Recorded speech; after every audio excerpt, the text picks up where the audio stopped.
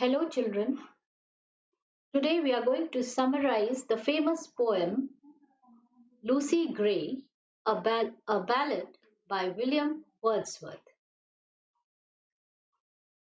Lucy Gray is one of the finest literary ballads written in 1799 in the form of blank verse.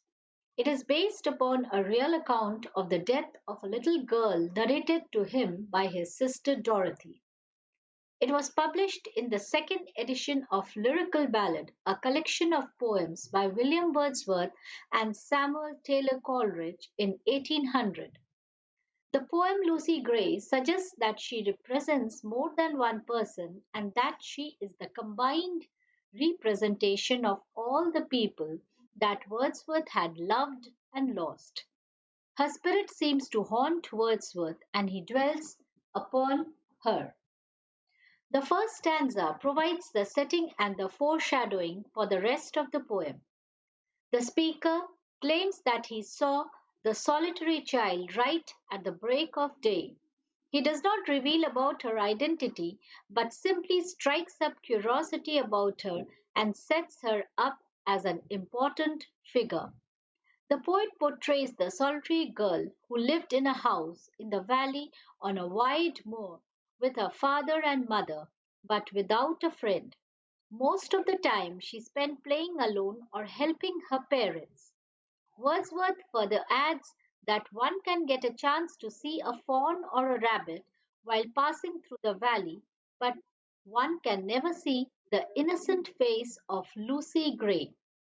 She is the sweetest and a darling child who grew beside a human door. But the line, the sweet face of Lucy Gray will never more be seen, reveals that something has happened to her. The story narrated about the sad incident talks about the afternoon her father instructed Lucy to take the lantern and bring her mother safe before evening because they were anticipating a storm. Being an obedient daughter, she left for the town with a lantern in her hand as the clock struck two. Her father took his hook and started to pile up the sticks. The clue of Lucy living in the western countryside with her parents is given in the lines the minster clock has just struck two, and yonder is the moon. It is the time during the day when the moon is visible there. Lucy carelessly walked along, her feet dispersing the powdery snow in the air, rising up like smoke. These descriptions paint a picture of her as a sweet and an innocent girl who is not even aware of the storm which was coming on before time to engulf her. She wandered up and down the hill but never was able to reach the town. Late that night, when her mother reached home, did the parents realize that their Lucy had never made it to the town. The wretched parents searched for her frantically, shouting far and wide, but found nothing in the darkness and the silence of the night. With the break of day, when they stood on the hill overlooking the moor, they realized that Lucy had probably not made it through the winter storm.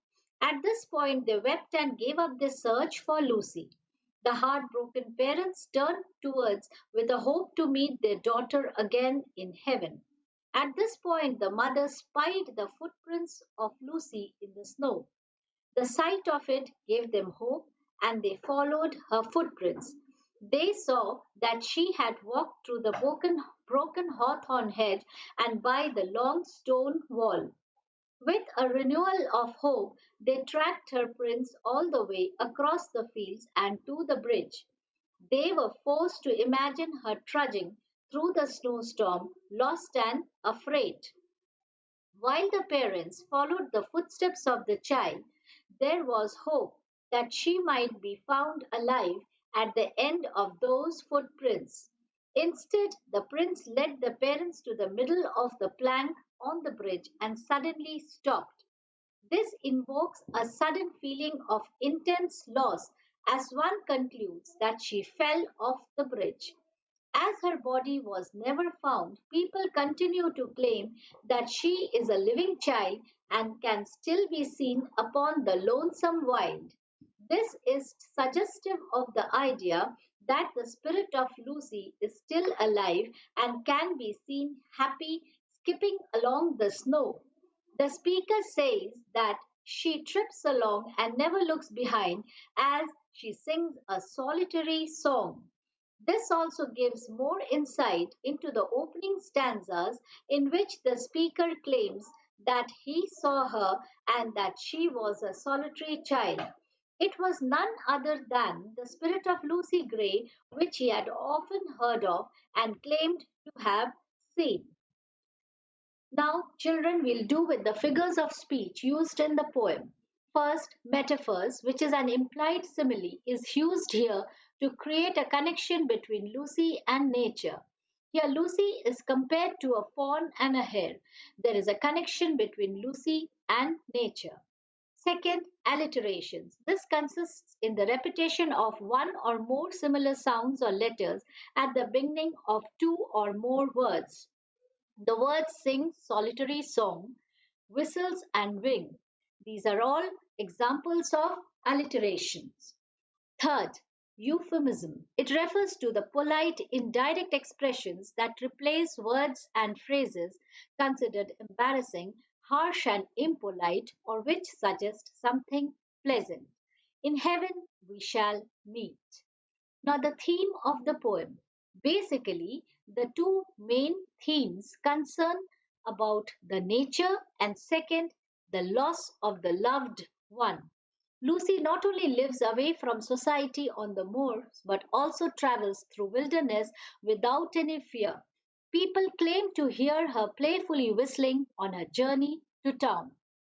The loss of the loved one. Lucy's parents are concerned about their daughter's well being and grieve her death. So, children, with this, we come to the end of the poem.